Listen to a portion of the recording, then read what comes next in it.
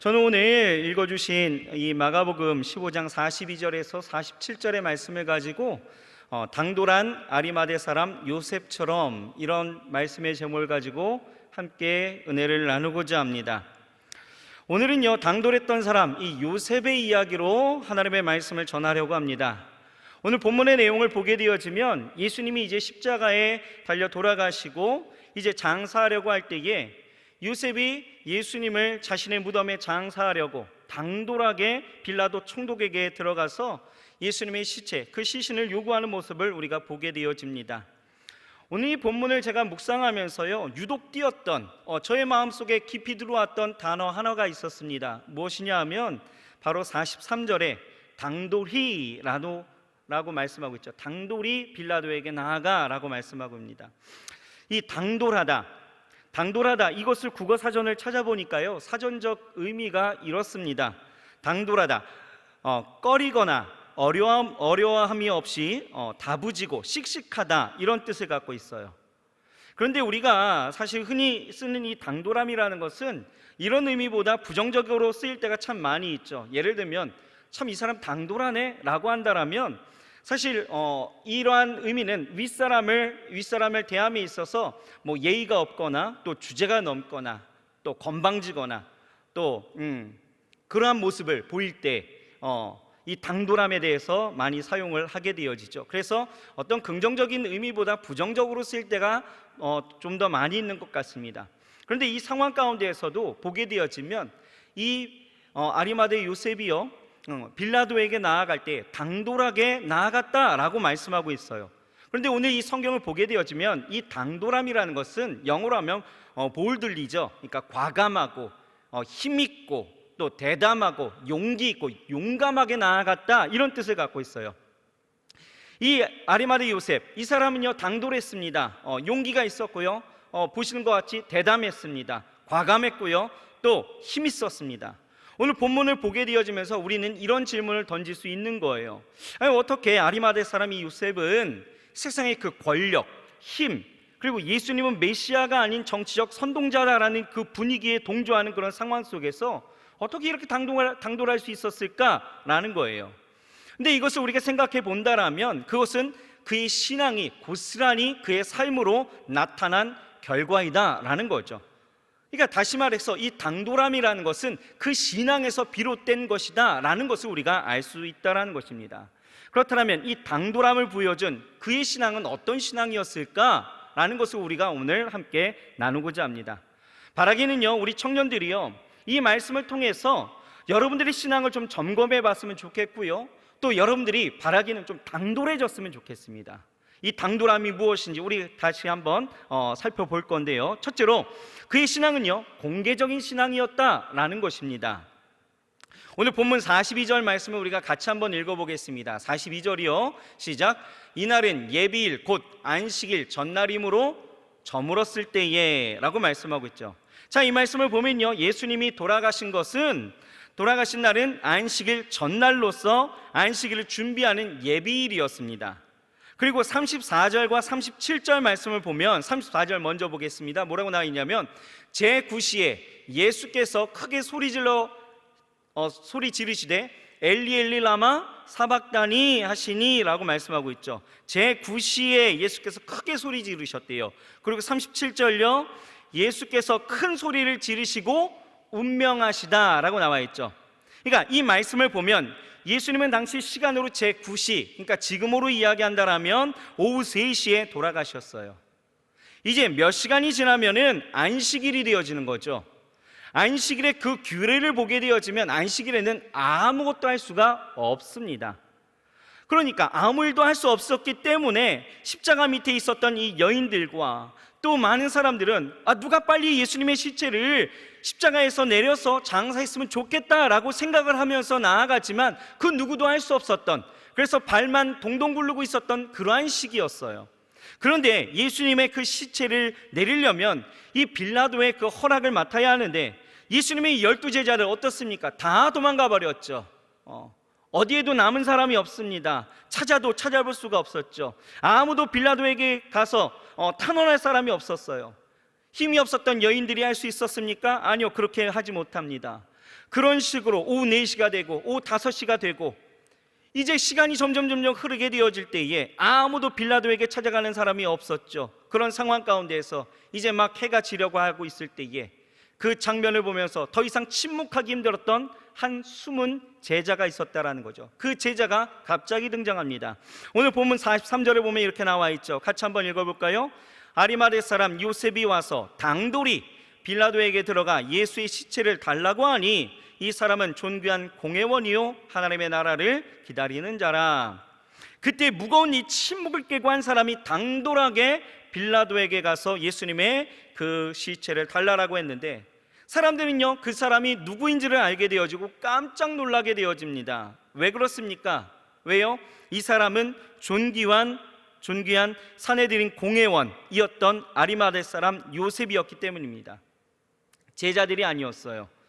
다 버릴지언정 저는 주님을 버리지 않겠습니다 라고 그렇게 확언했던 베드로도 아니었습니다. 예수님을 따라다니면서 수많이 고침을 받았던 병자들도 아니었고요, 귀신 들렸다가 해방되어졌던 그런 사람들도 아니었습니다. 산헤드린 공회 의원이었던 아리마대 사람 요셉이었다라는 거죠. 여기서 우리는요 이 아리마대 사람 요셉이 어떤 사람인지를 좀 주목해 볼 필요성이 있다라는 거죠. 여러분, 당시 대제사장들 또 서기관들, 장로들 중에서 이제 이 산헤드린 공회는요 70명으로 구성된 당시의 입법, 행정, 사법부를 총괄하는 최고의 의결기구가 산헤드린 공회였습니다. 그러니까 거기에 공회원이라고 이야기한다면 오늘날로 이야기하면 국회의원보다도 훨씬 막강한 힘과 권력을 지녔던 사람이었어요. 그처럼 높은 신분을 가진 이 아리마대 사람 이 요셉이 빌라도에게 찾아가서 예수님의 시체를 달라고 했다라는 것은 당시 사람들에게 있어서는 굉장히 충격적인 소식이었다라는 거죠. 왜 그렇습니까? 첫째는요, 사실 이 산헤드린 공회는요 이 갈릴리 출신의 이 젊은 선지자 예수를 그렇게 달갑게 여기지 않았다라는 거예요. 성경에 봤더니 그들이 이야기하는 것이 바로 무엇이냐, 갈릴리에서 무슨 선한 것이 나올 수 있겠느냐라고 이야기할 정도로 예수님을 우습게 여겼다라는 거죠. 그런데 지금 그 공회에 누가 있어요? 아리마대 사람 요셉이 그 안에 속해 있었다라는 것, 이 사실이 충격적이죠. 둘째는요, 당시 기득권자이고 또 종교 지도자였던 이 바리새인과 서기관들은요 총독 빌라도를 자기 편으로 끌고 들어왔고 그렇게 거대한 권력이 그들의 편에 서 있었다라는 거예요. 다시 말해서 그들은 그 시대의 대세였습니다. 그들은 그렇게 권력을 이용해서 예수님을 반역자, 신성 모독자 이러한 죄명을 뒤집어 씌워서 십자가에 처형했다라는 거예요. 그런데 그 무리에 누가 있어요? 아리마대 사람 요셉이 있었다라는 것의 충격이에요. 또 셋째는요, 민심도요 그 대세를 따라갔다라는 거예요. 그러하기에 예수님을 어떻습니까? 유대인의 왕이라 따르던 자들도 그 대세 앞에 굴복해버리죠. 그러니까 십자가를 메고 가는 예수님을 향해서 거친 욕설과 조롱의 이야기를 하고요, 또 침을 뱉고 가시며 흘려가는 씌우는 거예요. 왜요?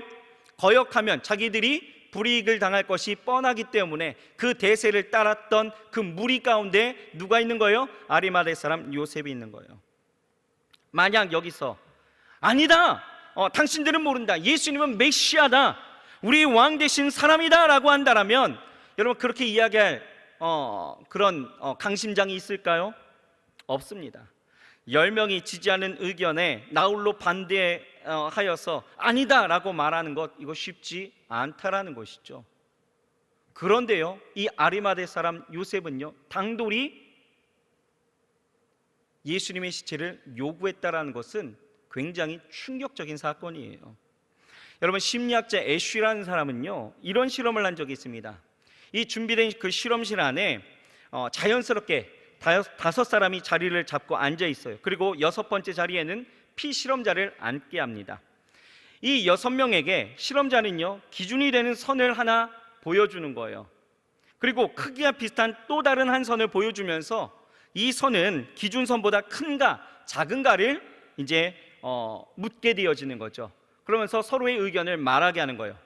그런데 이 5명과는요 미리 실험 전에 짰습니다. 어떻게 해요? 분명히 이 기준선보다 이것이 큰데도 이것이 작다라고 이야기하게끔 짠 거예요. 그리고 6번째 사람의 의견을 묻게 되어지는 거죠. 서로가 공방이 일어납니다. 그런데 5명이 똑같이 이야기하는 거예요. 이건 크다, 크다, 크다, 다 크다라고 이야기하는 거예요. 이때 6번째 이 사람 어떻게 이야기했을까? 여러분 같으면 이런 상황 속에서 어떻게 이야기하시겠습니까? 아니야, 작다라고 이야기하시겠습니까? 아니면 큰 것 같기도 하네, 이렇게 이야기하시겠습니까? 이 실험을 보면요, 일반적으로 나 같으면 절대로 그런 식으로 줏대 없이 행동하지 않을 거야 라고 생각하지만, 실제로 틀린 대답에 한 번도 편승하지 않는 이 피실험자들은요, 전체 피실험자들 중에서 25%밖에 안 된다라는 거예요. 대부분의 75%의 사람들은요, 그것에 따라가거나 한 번 이렇게 거부를 했다가 따라가거나, 아니면 항상 그 틀린 대답을 따랐다라는 것입니다. 이런 현상을 우리는 뭐라고 이야기합니까? 동조현상, 이렇게 이야기하죠. 다른 사람들의 행동 또는 그 기대에 일치하도록 자신의 행동을 바꾸거나 또는 유지하는 이 동조현상. 여러분, 그렇다면 왜 이런 동조현상이 일어납니까? 왜요? 대세에서 벗어난 외톨이보다 대세를 따르는 것이 편하고 안전하다라고 생각하기 때문에 사람들은 동조현상에 참여한다라는 거예요. 이렇듯 여러분, 이 대세에 벗어난 일들을 해야 하는 이 아리마대 요셉의 그 심정을 우리가 생각해 본다라면, 여러분 얼마나 고민과 갈등이 있었을까 우리는 생각해 볼 수 있는 거예요. 그래서 당시 이 같은 상황의 동행 구절인 요한복음 19장 38절을 보면 그의 갈등이 나타나게 되어지는데요, 38절 같이 한번 읽어볼까요? 시작. 아리마대 사람 요셉이 예수의 제자나 유대인을 두려워하여 은휘하더니, 여기서 은휘하다라는 것은 감추다 이런 뜻이에요. 감추었다. 그는 주님의 제자였어요. 그런데 자신의 신분과 위치를 생각해서 그 사실을 감추고 있었다라는 것입니다. 왜 예수님의 제자가 되었는데도 숨기고 살았을까라는 것을 생각해 본다라면, 이 38절에는요 유대인이 두려웠다라고 성경은 그렇게 말씀하고 있다라는 거예요. 무엇이 두려웠을까요? 무엇이? 요한복음 9장 22절을 보면 그가 두려워했던 것이 있어요. 무엇입니까? 9장 22절 시작. 그 부모가 이렇게 말한 것은 이미 유대인들이 누구든지 예수를 그리스도로 시인하는 자는 출교하기로 결의하였으므로 그들을 두려워함이러라 라고 말씀하고 있죠. 왜 두려워했어요? 왜요? 출교당할까 봐. 그렇죠? 예수님 편에 서게 되어지면, 아니다, 예수님은 메시아다라고 자신의 그 신앙을 드러내게 되어지면 출교당할 것이 뻔하고, 그렇게 되어지면 자신의 모든 것을 다 잃게 되어진다라는 것이죠. 자신이 예수님의 은밀한 제자라는 것이 알려지게 되어지면 그때부터는 자신이 갖고 있었던 부와 명예와 권세와 모든 것이 순식간에 다 물거품이 되어지고, 공회원의 자격마저도 박탈당하게 되어지고, 자칫 잘못하면 이 정치적 모함으로 인하여서 자신의 생명까지도 위협받게 되어질 수 있던 상황이었기 때문에 감추었다라는 거예요. 그런데 그랬던 요셉이 자신의 그 불이익을 감수하고도 지금 이 아리마대 요셉은 어떻게 했어요? 자신의 신앙을 드러냈다라는 거예요. 당돌이 빌라도를 찾아갔다라는 거죠. 자신의 직위, 명예, 부귀, 어떤 그 사람들의 손가락질 받는 것, 모함, 동료들로부터 오는 그런 증오와 멸시, 이런 거 생각하지 않았다라는 거예요. 지금까지 아리마대 요셉은요 주님의 제자였지만 사람들 앞에서 자신의 주님의 제자임을 공개할 만한 믿음은 없었기 때문에, 또 자신의 안위와 자랑이 예수님보다 앞섰기 때문에 주님의 고난을 그냥 지켜보기만 했었어요. 그런데 십자가를 향하신, 그리고 그 십자가의 사랑을 완성하신 그 주님의 모습을 보면서 그의 마음이 흔들리기 시작했다라는 거죠. 아무 죄도 없으시면서 끝까지 그 십자가를 순순히 받으시는 그 모습을 보면서 그 아리마대 요셉의 그 심령이 요동하기 시작했다라는 것입니다. 그러면서 그 안에 있었던 믿음이 커지기 시작한 거죠. 게다가 당시에 십자가형은요 당시 가장 고통스러운 형벌 중에 하나였죠. 그래서 아무리 악한 반역자라도요 그 고통을 감수해 주기 위해서 그 마취제로 쓰였던 그 모략을 탄 포도주를 마시게 했습니다. 그러나 주님은 어떠셨어요? 대속의 그 고통을 온전히 감당하시기 위해서 그 포도주를 거절하시죠. 그 모습을 보면서 이 아리마대 요셉의 믿음은요 더욱더 커지는 거예요. 십자가상에서 말씀하시는 그 한마디 한마디가 그의 믿음을 더욱더 크게 했다라는 것입니다. 유동치게 하고 일어나게 했다라는 거죠. 그렇게 당돌하게 만들어 갔다라는 거예요. 결국은 그 믿음이 자신의 명예와 권력에 대한 추구를 이기고 두려움을 이겨냈다라는 거예요. 그래서 자신의 모든 것을 걸고 빌라도에게 예수님의 시체를 달라라고 한 것입니다. 그처럼 여러분, 믿음이 자라나면요, 우리에게 생기는 반응이 있어요. 무엇일까요? 자신의 신앙을 공개하는 영적인 커밍아웃이 일어나기 시작한다라는 거예요. 어느 자리에서나 누구에게나 나는 예수 믿는 사람이다라고 고백하게 되어지는 것이죠. 여러분, 이제 우리도 이 아리마대 요셉처럼요, 우리의 신앙을 공개해야 합니다. 신앙을 공개하면요, 사실의 행동에 불편한 것도 생길 수 있어요. 그래도 용기 있게 당돌하게 신앙을 공개해야 합니다. 그래야 우리는 조금이라도 더 변화되어지고 조금이라도 더 남에게 영향력을 끼치게 되어지고 또 믿음의 확신이 커지게 되어지고 신앙의 축복과 그 신비와 그 하나님의 은혜의 그 묘미를 느끼게 된다라는 것입니다. 사실 우리 신앙생활이 진실한 신앙생활이 되는 순간이 언제일까요? 언제요? 바로 우리의 신앙을 공개할 때부터예요. 당돌하게 용기 있게 예수님 편에 서게 되어지면 여러분, 사실 불이익을 당할 것 같지만 꼭 그렇지는 않더라고요. 여러분, 성경을 보세요. 다니엘을 보십시오. 죽음의 위협 가운데에서도 이 다니엘은요, 당돌하게 어떻게 해요? 자신의 신앙을 공개합니다. 공개해버리는 거예요. 그렇다고 이 다니엘이 죽었어요? 아닙니다. 오히려 정권은 바뀌었죠. 시대는 바뀌었습니다. 그러나 이 다니엘만큼은 그 자리에 그대로 있었다라는 거예요. 모세가 율법을 받기 위해서 여러분 시내산에 올라갔을 때에도 백성들이 어떻게 합니까? 금송아지를 만들죠. 그리고 그것을 섬깁니다. 이때 모세가 내려올 때에 그들의 행하는 그 모습을 보고 분노히 여겨서 출애굽기 32장 26절에 이렇게 이야기하죠. 누구든지 여호와의 편에 서 있는 자는 내게로 나오라 라고 이야기합니다. 이때에 모두가 다 그렇게 금송아지를 섬기는 그때에 누가 나왔어요? 여호와의 편에 서게 되어진 그들이 있습니다. 누구요? 바로 레위 지파였다라는 거예요. 그들은 그들의 신앙을 나타나게 되어졌을 때 그들은 살았다라는 것이죠. 열왕기상 18장을 보게 되어져도 하나님의 선지자 이 엘리야는요, 바알의 선지자 450명과 이 갈멜산에서 전투를 벌이게 되어지죠. 이때에 열왕기상 18장 21절을 보면 이렇게 이야기합니다. 너희가 어느 때까지 두 사이에서 머뭇머뭇하려느냐? 여호와가 만일 하나님이면 그를 쫓고 바알이 만일 하나님이면 그를 쫓을지니라. 무슨 얘기입니까? 어느 편이든지 서라 이거예요. 드러내라라는 거죠. 그런데 이스라엘 사람들 드러냈나요? 자신의 그 삶 가운데 그 불이익이 생길까 하는 그 염려와 근심 가운데 그들은 움직이지 않았다라는 거예요. 끝까지 봤다라는 것이죠. 끝까지 봤어도 그들은 움직이지 않았습니다. 결국 이 이스라엘 사람들 어떻습니까? 그들의 역사를 보게 되어지면 결국은 나라가 망하게 되어지고 저들도 패망하게 되어지죠. 반면에 여러분, 여리고성이 멸망할 때에 하나님 편에 섰던 그 성에 머물러 있었던 기생 라합은 어떻습니까? 그가 망했던가요? 나는 하나님을 믿는 사람이다라고 이야기했을 때에 그는 망하지 않았습니다. 살았습니다.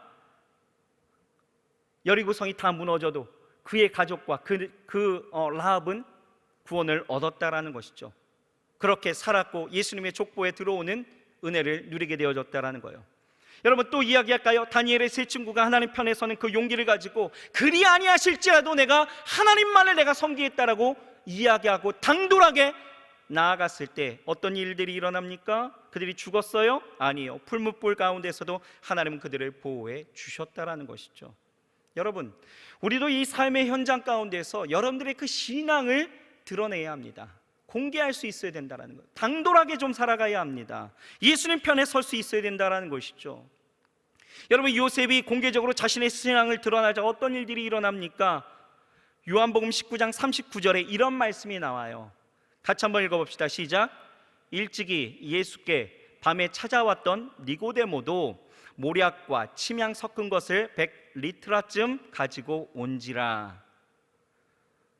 여러분, 또 한 명이 숨기고 살았던 사람이 있어요. 그 전에 밤에 찾아왔던 니고데모라는 사람인데 이 사람도 마찬가지로 공회원의 한 사람이었습니다. 이 니고데모고 지금 어떤 일들이 일어나요? 이 요셉이 자신의 신앙을 공개적으로 드러나게 되어지자 니고데모도 그 마음에 감동을 일으키게 되어져 그의 신앙을 드러냈다라는 것이죠. 근심하며 떠나갔던 이 니고데모도 자신의 그 삶을 하나님 앞에 드러낼 수 있었다라는 거예요. 여러분, 이렇게 공개적으로 자신의 신앙을 드러내게 되어질 때에 여러분, 그 영향력이라는 것은 우리의 삶 가운데 분명하게 일어나는 것입니다. 우리가 지금 이성적으로 생각할 때에 내 신앙을 내가 내 삶의 자리에서 공개하게 되어지면 조금 부끄러운 것 같고, 그것이 마치 내게 불이익이 되어질 것 같고, 특히나 요즘 시대는 더욱더 그렇습니다. 코로나19로 인하여서 많은 사람들이 이 교회에서 예배하는 것에 대해서 많이 어려움을 갖고 있을 때에 난 예수 믿는 사람이라고 공개한다라는 것이 조금은 꺼리게 되어지는 그런 상황이 있죠. 하지만 여러분, 그렇게 공개하게 되어질 때 조금 불이익이 있을 것 같고 어려움이 있을 것 같지만 여러분, 그렇지 않아요. 그 공개적으로 내 신앙을 공개하고 하나님 앞에 내 삶을 드리면서 드러내게 되어질 때에 하나님은요, 그 삶을 축복하시는 것입니다. 여러분, 우리는 공적 영역에서 하나님 편에 서는 것을 이제는 드러내야 돼요. 사적인 영역에서 몰래 신앙생활하지 말고요. 여러분, 이 아리마대 요셉처럼 오늘 마음에 감동이 있고 하나님의 그 은혜 가운데 서 있는 자들이라 한다면 우리는 그 삶의 자리에서 우리는 당당하게 예수님 편에 서서 드러낼 수 있어야 합니다. 여러분, 연예인들 보세요. 연말에 시상식이 되어지면 어떻습니까? 상 받은 사람들이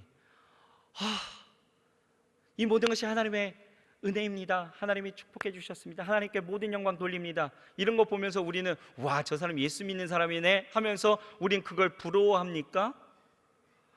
왜 부러워만 하십니까? 내 삶의 자리에서도 분명히 이렇게 드러낼 수 있는 것인데도 우리는 감추면서 살아갈 때가 너무나 많이 있어요. 신앙이 좋은 이 축구 선수들도 여러분, 골 세레머니를 할 때 자신의 신앙을 공개적으로 드러내는 것처럼 여러분, 우리도요, 그렇게 신앙을 공개적으로 드러낼 수 있는 당돌함이 이 시대 가운데는 분명히 필요합니다. 공개하면 어떤 친구들은 그렇게 이야기하더라고요. 당장에 친구들도 끊어지고 선후배의 관계도 끊어질 것 같고 여러 가지 어려움이 있을 것 같다라고 이야기하면서 내 신앙을 드러내는 것에 대해서 머뭇머뭇하는 친구들이 굉장히 많이 있더라고요. 그러나 여러분, 시간이 지나면요, 내가 예수 믿는 것에 대해서 사람들은요, 좀 더 신뢰함을 줍니다. 건실한 관계가 되어질 수도 있고요, 그 안에서 내가 어떤 관계 가운데서 평생 끌려가는 인생이 아니라 내가 주도하는 인생이 되어질 수 있음을 여러분, 우리는 생각할 수 있어야 되는 거예요. 당장의 불이익 때문에 감추고 산다라는 것, 이게 얼마나 여러분 하나님 보시기에 이것이 얼마나 불합리한 모습들이겠습니까? 우리는 하나님 앞에서 그 축복을 원할 때는 막 하나님 앞에 우리의 신앙을 드러내는 것처럼 나아가다가 이러한 어떤 삶의 자리 가운데서 하나님을 드러내는 것에 대해서 내가 주저한다라면 이건 좀 말이 안 된다라는 것이죠. 여러분, 우리의 신앙이 좀 더 건실해지고 건강해지고 좀 더 하나님 앞에 온전케 되어진다라는 것은 내 삶의 자리에서 하나님을 드러내는 일임을 우리는 깨달아야 될 줄 믿습니다. 둘째로, 이 아리마대 요셉은요, 내세적인 신앙을 갖고 있었던 사람이었다라는 거예요. 본문에서 이 아리마대 요셉이요, 빌라도에게 당돌이 나와서 예수의 시체를 요구한 것은 단순히 예수님의 장례라도 잘 치러드려야 되겠다라는 동정의 그 마음은 아니었다라는 것입니다. 그는 다른 유대인들과는 달리 강한 메시아 신앙, 이 내세적인 신앙을 갖고 있었음을 우리는 성경을 통해서 볼 수 있는 거예요. 우리가 43절을 다시 한번 우리가 천천히 읽어보면 이렇게 나와 있죠. 아리마대 사람 요셉이 와서 당돌이 빌라도에게 들어가 예수의 시체를 달라 하니 이 사람은 존귀한 공회원이요, 뭐예요? 하나님의 나라를 기다리는 자라. 하나님의 나라를 기다렸던 사람이었습니다. 43절에 분명하게 이야기하죠. 하나님의 나라를 기다리는 자라. 여러분, 아리마대 요셉은요, 하나님의 나라에 대한 신앙이 있었다라는 거예요. 하나님의 나라를 기다렸다라는 것은 메시아가 다시 이 땅 가운데 오심을 기다렸다라는 거예요. 그는 메시아 신앙을 통하여서 이 땅 가운데 이루어질 하나님의 나라를 기대하고 소망했던 사람이었다라는 거예요. 여러분, 사람이요, 하나님의 나라와 그 하나님의 임하실 그 땅, 그리고 그 천국을 우리가 바라보며 그 소망 가운데 확신하는 그 믿음을 갖고 살아간다라면요, 얼마나 우리의 삶이 달라지는 줄 몰라요. 아무리 평범한 사람일지라도 내일에 대한 확고한 믿음이 생기게 되어지면 우리는 비범한 인생에 대한 그 삶이 자연스럽게 우리 삶 가운데 나타나게 되어지는 것입니다. 그때부터는요, 환경의 그 어떠함을 떠나서 삶에 여유가 생겨나고요, 또 넉넉한 마음이 우리 안에 풍겨나게 되어지고 이 땅의 것으로 인하여서 연연하지 않습니다. 믿음과 소망, 그리고 그 사랑과 감사가 넘치는 삶을 살 수가 있다라는 것이죠. 여러분, 천국을 소유하고 천국을 누리고 천국의 확신만 가지고 있어도 이렇게 삶이 달라지는 거예요. 여러분, 사도 바울이 그랬잖아요. 세상 것에 연연해야 하지 않았습니다. 그는 모든 것을 가진 자였고 모든 것을 자랑할 만한 사람이었지만 그가 이 모든 것을 비천한 것으로 여기고 오직 하나님의 나라에 대한 그 확고한 내세적인 그 신앙을 갖고 살아가게 되어졌을 때에 그는요, 그 어떤 것도 자랑이 되어지지 않았다라는 거예요. 그리고 죽음 앞에서도 그 죽음의 그 삶에 대한 연명을 위해서 살아가지 않았다라는 거예요. 죽는 것이 두렵지 않았습니다. 오직 예수와 함께 살고 예수와 함께 죽는 것이 그의 인생의 목표가 되어지니까 어느 자리에서도 당당했다라는 거예요. 요즘 우리 청년들 중에 보면은 이 백신 맞는 거에 대해서 굉장히 주저하는 지체들이 있는 것 같아요. 왜 주저하냐라고 이야기했더니요, 다들 그 얘기하더라고요. 혹시나 모를 그 부작용 때문에 만에 하나 나에게 그런 부작용이 오면 어떻게 할까?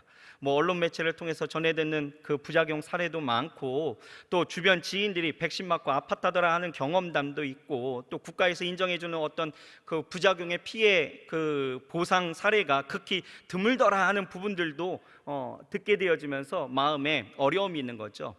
그 혹시나 모를 만에 하나의 그 부작용, 여러분 아직 경험하지 않는 것 때문에 두려워하지 마세요. 죽음이 두렵습니까? 여러분, 예수님은 죽음을 이기셨다라는 거예요.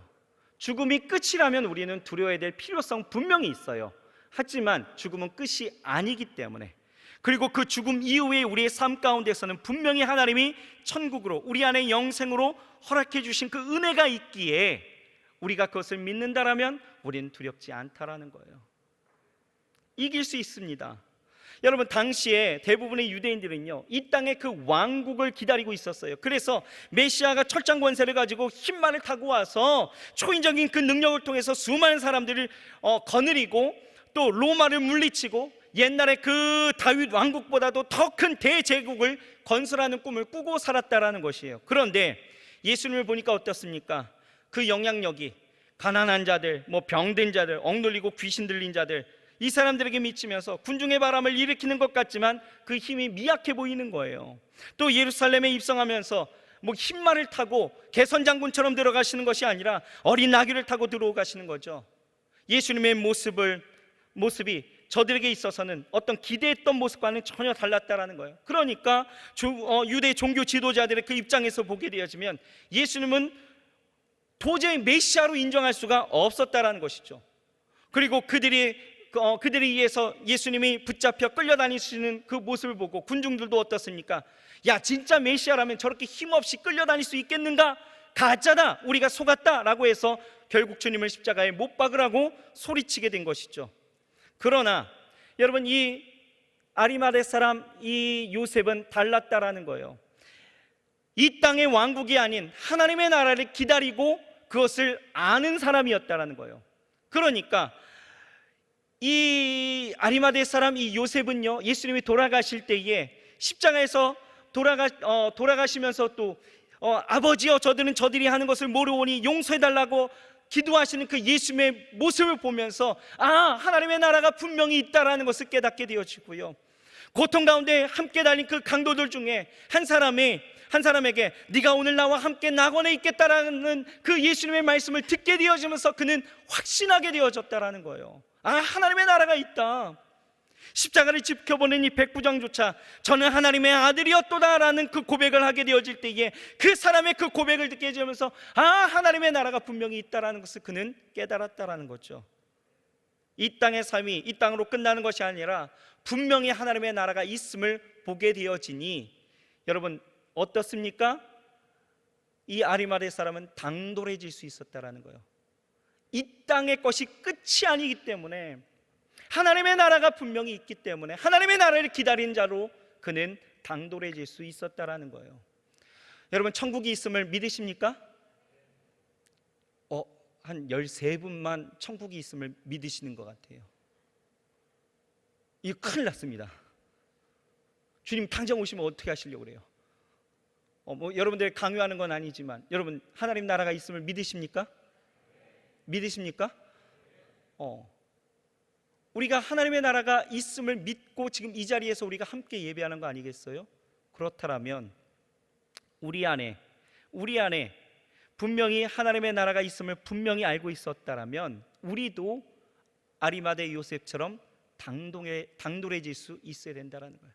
세상의 힘, 세상이 우리에게 들려주는 가치, 어떤 도전들, 그 앞에 우리는 당돌하게 우리의 삶을 드러낼 수 있다라는 것입니다. 여러분, 이 장면만 보더라도 여러분, 우리는 현세적인 신앙과 내세적인 신앙을 가진 것이 얼마나 차이가 있는지를 우리는 분명히 알 수 있다라는 거죠. 우리가 이 땅의 성공에만 관심을 가지면 우리는 예수님 앞에 변심하고 돌아섰던 비겁한 이스라엘 사람들과 별반 차이가 없다라는 거예요. 그런 인생은 결국 예수님의 아픈 손가락이 될 수밖에 없는 것이죠. 반대로 천국의 소망을 가지고 살면 어떻습니까? 언제나 변함없이 예수님을 사랑하게 되고 결국은 이 땅 가운데서도 주의 은혜, 그 하나님의 나라를 누리는 그 영광을 우리가 차지할 수 있다라는 것입니다. 물론 우리가 이 땅 가운데서 성공하지 말아야 됩니까? 이건 아니죠. 우리도 아리마대 사람 이 요셉처럼 성공한 사람이 되어야 합니다. 그러면서도 중요한 우리의 삶의 가치는 어디 있습니까? 하나님의 나라 가운데 있어야 된다라는 거예요. 그래야 우리가 당돌해질 수 있고 그 당돌함을 통하여서 하나님의 영광이 나타날 수 있다라는 것이죠. 여러분, 내세적인 신앙, 여러분 이 천국에 대한 소망을 절대로 잃어버리지 마시길 주의 이름으로 축복합니다. 마지막 셋째는요, 이 아리마대 사람 요셉은요 헌신적인 신앙을 갖고 있었던 사람이었다라는 것이에요. 오늘 본문 46절을 우리가 같이 한번 읽어볼까요? 46절 시작. 요셉이 세마포를 사고 예수를 내려다가 이것으로 싸서 바위 속에 판 무덤에 넣어두고 돌을 굴려 무덤 문에 놓으매. 여러분, 이 아리마대 요셉을 보십시오. 예수님께서 돌아가셨을 때에 빌라도를 찾아가서 시체를 달라고 하면서 무엇을 해요? 바위 속에 판 무덤에 예수님의 시신을 안치하게 되어지죠. 여러분, 그 무덤이 사실 누구의 것이었습니까? 마태복음 27장 60절을 보면 이렇게 나와 있어요. 바위 속에 판 자기 새 무덤에 넣어두고. 이거 좀 잠깐 띄워놔 주세요. 이 무덤은 누구의 거예요? 아리마대 요셉의 것입니다. 자신의 무덤이에요. 자기가 주님이라고 시인하는 예수님께 최고의 것을 드렸다라는 거예요. 이 무덤은 아직도 아무도 사용한 일이 없는 어떤 무덤? 새 무덤이었다는 거예요. 여러분, 당시 평민들은요 누군가가 사용한 무덤을 다시 잘 정리해서 사용함이 보편적인 관습이었습니다. 그런데 요셉은요 단 한 번도 사용하지 않는 자신의 그 무덤을 예수님께 드렸다라는 거예요. 이게 무엇입니까? 헌신이죠. 헌신. 이것을 통해 깨닫는 것이 바로 무엇입니까? 여러분, 부활과 영생을 믿는 내세적인 신앙은요 반드시 헌신적인 신앙으로 발전하게 된다라는 거예요. 만약에 아리마대 요셉에게 천국의 소망이 없었다라면 어떻게 자신의 힘써 준비한 값비싼 이 무덤을 주님 앞에 드릴 수 있었을까? 여러분, 사람의 연약한 속성 중에 하나가 뭔지 아십니까? 사람이 많이 가지고 있을수록 그것을 버리고 떠난다라는 것이 굉장히 어려워하더라는 거예요. 그러나 우리가 알아야 되는 것은 바로 무엇입니까? 사람은요 언젠가 죽음을 맞이하는데 그 죽을 때에 내가 가지고 갈 수 있는 것은 아무것도 없다라는 거죠. 그러니까 내가 어차피 붙들 수 없는 것을 붙들려고 하는 것이 얼마나 어리석은 일인지 모른다라는 거예요. 반면에 내가 놓치지 말아야 될 것을 위해서 내 생명과 내 삶을 드릴 수 있는 이 헌신이 얼마나 복된 일인지 알 수 없다라는 것이죠. 이해가 되십니까? 여러분, 이 아리마대 요셉은요 세상적으로도 누구보다도 성공한 사람이었죠. 그 성공의 열매를 지금 어떻게 해요? 주님께 드림으로 신앙적으로도 가장 성공한 사람이 되었다라는 거예요. 아리마대 요셉, 사내들인 공회원이라는 이 자리를 하나님이 내게 주신 이유라고 생각했다라는 거예요. 왜 내 삶에 이런 자리를 하나님이 허락해 주셨을까? 이때를 위함이 아닌가라는 것을 생각했다라는 거예요. 지금 내가 할 수 있는 최고한 신이 무엇인지를 생각했다라는 것이죠. 그러면서 자기가 갖고 있었던 새 무덤을 예수님께 드렸다라는 거예요. 공회원이라는 그 자리가 자기의 헌신의 도구가 되어졌고, 자기가 갖고 있었던 자기의 그 소유가 하나님 앞에 드릴 수 있었던 헌신의 도구가 되어질 수 있었다라는 거예요. 여러분, 우리는 이 아리마대의 요셉의 그 헌신을 좀 생각해야 합니다. 헌신. 이 아리마대 요셉은요, 그 공회원에 앉게 되어졌을 때에 이건 선출직이었기 때문에 많은 사람들이 나를 그렇게 인정해주고, 내가 그만큼의 역량과 그만큼의 노력과 그만큼의 힘이 있기 때문에 내가 이런 자리를 차지했다라고 생각할 법했지만, 이 아리마대 요셉은요, 그 자리에 앉으면서도, 그리고 이 예수님의 그 말씀과 그리고 예수님께서 그에게 주셨던 그 은혜, 그리고 이 현장 속에서 그가 느꼈던 것은 바로 무엇이냐? 아하, 이것은 내 힘과 내 능력과 누군가의 도움과 그 의지가 아니라 하나님이 내게 이 자리를 주신 것은 바로 이때를 위함이다 라는 것을 그가 깨달았다는 거예요. 왜 그렇습니까? 당시에는요, 이 공회원의 그 신분이 아니면요, 이 빌라도 앞에 나아갈 수가 없는 거예요. 높은 자리에 앉아 있었기 때문에 빌라도에게 나아가서 그 시체를 당당하게 요구할 수 있었다라는 거죠. 그가 만약에 평민이었다라면, 아무것도 할 수 없었던 사람이었다라면 여러분, 빌라도에게 나아갈 수 있었을까요? 아닙니다. 빌라도에게 함부로 나아갔다라가는 로마법에 저촉이 되어지고, 이것은요 유대법에도 저촉이 되어져서 결국은 그가 잡히게 되어지고 똑같은 사형에 처해질 수 있는 그런 상황이었다라는 거예요. 그런데 그가 그 자리에 있었기 때문에 빌라도에게 나아갈 수 있었다라는 것, 이것은요 바로 하나님이 내게 주신 은혜로 내가 그것을 도구 삼아 하나님 앞에 나아갈 수 있는 최고의 헌신이었다라는 것이죠. 여러분, 우리가 이것을 생각해 본다라면 우리에게 있는 것을 우리는 좀 생각해야 합니다. 우리가 직장 가운데 있는 것, 내가 어떤 삶의 자리 가운데 있는 것, 왜 하나님이 내게 이런 자리를 주셨을까라는 것을 생각해 본다라면 이것을 그냥 마치 그냥 축복으로만 여겨서 하나님 감사합니다, 이것을 내게 주셨으니 감사합니다 하면서 끝마쳐서는 안 된다라는 것이죠. 왜 이 자리를 내게 주셨는지를 우리가 생각해 보면서 내가 할 수 있는 그 자리에서의 헌신을 생각할 수 있어야 된다라는 거예요. 이 아리마대 요셉이 자기에게 있었던 그 새 무덤을 통하여 최고의 헌신을 드렸던 것처럼 내게 있는 것, 내게 있는 달란트, 내게 있는 그 모든 그 소유를 가지고 내가 어떻게 하면 하나님 앞에 영광 돌릴 수 있을까를 생각하면서 우리도 헌신적인 그 신앙을 갖고 나아갈 수 있어야 된다라는 것입니다. 여러분, 인생의 목표가 돈 많이 벌고 행복해지고 더 많은 것을 누리고 더 많은 것을 즐기고 더 많은 것을 내가 먹는 것으로 삼고 있다라면 여러분, 이거 착각입니다. 우리에게 주신 그 은혜를 가지고 내가 하나님 앞에 어떻게 헌신할 수 있을까를 생각하는 것이 좀 더 우리 안에 복된 인생이 된다라는 것을 우리는 기억해야 합니다. 여러분, 우리의 헌신이 얼마나 중요한지 몰라요. 나 한 사람의 그 믿음의 헌신이 얼마나 소중한지 몰라요. 왜 그렇습니까? 그렇게 헌신하게 되어졌을 때 우리가 좀 아까 살펴봤던 그 니고데모가 그렇게 예수님께 헌신할 수 있었던 것처럼 이 한 사람의 그 헌신의 그 역량은요, 영향력을 갖게 되어져서 많은 사람들에게 퍼지게 되어진다라는 것이죠. 나 한 사람의 헌신으로 끝나는 것이 아니다라는 거예요. 그 헌신은 분명히 영향력을 갖고 흘러 넘치게 되어지는 거예요. 그러므로 여러분, 이 아리마대 요셉처럼 오늘 이 시대를 살아가는 우리 젊은이들이요, 이제는 하나님 앞에 내 것을 주장하고 뭔가를 좀 움켜쥐고자만 생각하면서 살아갈 것이 아니고, 내 인생의 성공, 내 인생의 어떤 안위만을 생각하면서 살아가는 것이 아니라 정말 하나님 앞에 내 삶을 어떻게 드릴 수 있을까를 생각하면서, 하나님을 어떻게 하면 내가 기쁘시게 할 수 있을까를 생각하면서 헌신적인 그런 신앙을 품고 살아간다라면 그 삶에 하나님의 은혜와 축복이 넘치게 되어질 줄 믿습니다.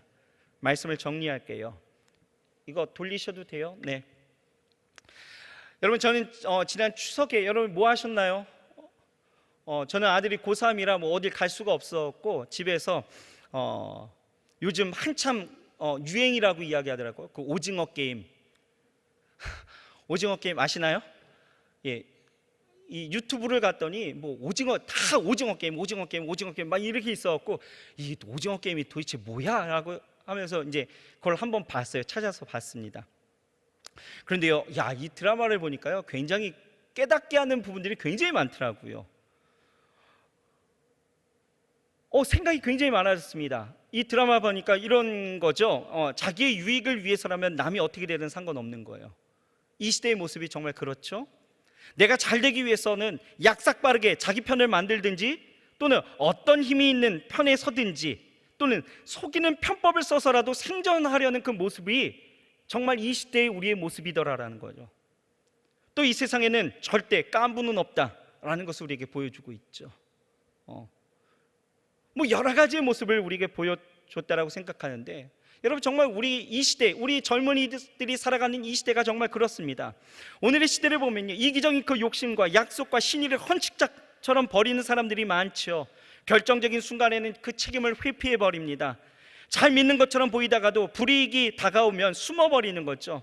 약속을 파기하고 믿음마저 저버리는 그러한 모습들이 우리 가운데 분명히 있습니다. 그런데 이 시대에 우리에게 오늘 말씀하시는 것, 이 아리마대 사람을 통해서 우리에게 주시는 하나님의 메시지를 듣는다라면 우리는 어떻게 해야 될까? 우리는 어떻게 살아가야 될까? 이 시대 가운데 우리는 우리의 신앙을 이제는 좀 더 드러낼 수 있게끔 살아가야 된다라는 거예요. 빛처럼 살아갈 수 있어야 된다라는 것이죠. 내가 예수님 편에 서서 공개적으로 나는 예수 믿는 사람이라 드러낼 수 있어야 된다라는 것입니다. 여러분 중요한 게 뭔지 아십니까? 예수님께서 이렇게 말씀하셨어요. 마태복음 10장 32절에서 33절입니다. 같이 한번 읽어보겠습니다. 시작. 사람 앞에서 나를 시인하면 나도 하늘에 계신 내 아버지 앞에서 그를 시인할 것이요, 누구든지 사람 앞에서 나를 부인하면 나도 하늘에 계신 내 아버지 앞에서 그를 부인하리라. 여러분 이것이 우리의 신앙에 얼마나 큰 경종을 울리는 말씀인지 아시겠습니까? 여러분 아리마대 요셉처럼 감추지 마세요. 이제 드러내십시오. 여러분들의 삶의 자리에서 나는 당당히 예수 믿는 사람이라고 고백하십시오. 이전에 부끄러운 여러 가지 여러분들의 삶의 모습 때문에 드러내는 것이 여러분은 좀 그렇습니까? 아니요, 그건 이전의 삶이잖아요. 이전 것은 지났으니 보라 새 것이 되었습니다. 새 것에 대한 앞으로의 삶을 여러분들 예수 믿는 사람답게 보여주면서 살아가는 것이 내가 진정 예수 믿는 사람의 그 진짜 모습이다라는 거죠. 우리는 어떤 전도잔치가 되어지면 그때에서만 예수 믿으세요, 예수 믿으세요 라고 이야기하지만 아니요, 내 삶을 드러내므로 그 삶의 현장이 전도의 현장이 되어지고 복음이 일어나는 기쁨의 자리가 되어질 수 있다라는 것 우리는 기억해야 합니다. 여러분 우리는 하나님의 나라를 소망하는 자들이 되어야 돼요. 어떤 환경에도 굴복하지 않을 수 있다라는 것. 왜요? 내가 하나님의 나라를 소망하면서 살아갈 때 그 당당함은 우리의 삶의 어떤 환경도 나를 꺾을 수 없다라는 것 기억해야 합니다. 우리는 그리고 아리마대 요셉처럼 헌신할 수 있어야 된다라는 것. 자기가 가진 것이 결코 자신의 삶의 목적이 아닌 하나님 나라의 그 영광의 도구임을 깨닫고 내 자리에서, 여러분들의 삶의 그 자리에서 하나님이 나에게 주신 것을 가지고 어떻게 헌신할 수 있을까를 고민하고 하나님 앞에 내어드릴 수 있는 이 아리마대 요셉과 같은 저와 여러분들이 되어야 할 줄 믿습니다. 기도하겠습니다. 하나님 감사합니다. 이 시대, 우리 젊은이들이 살아가야 되는 이 시대, 우리가 어떻게 살아가야 될까를 고민한다라면 하나님 우리는 이 아리마대 요셉처럼 당돌이 살아가야 될 줄 믿습니다. 하나님 우리 청년들이 그리고 우리 성도님들이 정말 이 아리마대 요셉처럼 당돌하게 그 믿음을 드러내며 나아갈 수 있도록 도와주옵소서. 숨어 있지 않게 하시고 비겁하지 않게 하시고 어떤 이익 조건 앞에서 굴복하지 않게 하시고 그 환경의 그 어떠함을 떠나서 정말 하나님을 내 주님이라 고백하며 나아갈 수 있는 우리 모두가 되게 하여 주옵시매, 그러한 삶을 통하여 우리 신앙이 좀 더 건강해지고 우리 신앙이 자라게 되어지고 우리 신앙을 통하여서 많은 사람들을 주 앞에 이끌어 나아갈 수 있는 복음의 도구가 될 수 있도록 주께서 축복하여 주옵소서.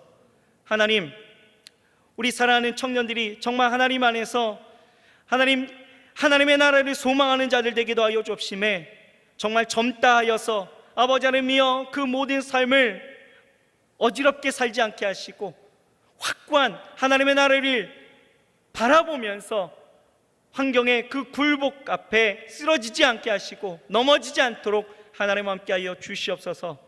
우리 아리마대 요셉처럼 헌신할 수 있게 하셔서 정말 그 삶의 자리에서 하나님이 세우신 목적과 그 이유와 그리고 하나님이 요구하시는 것들이 무엇인지를 우리가 밝히 깨닫고 하나님 앞에 온전히 헌신하며 나아갈 수 있도록 주께서 축복하여 주옵소서.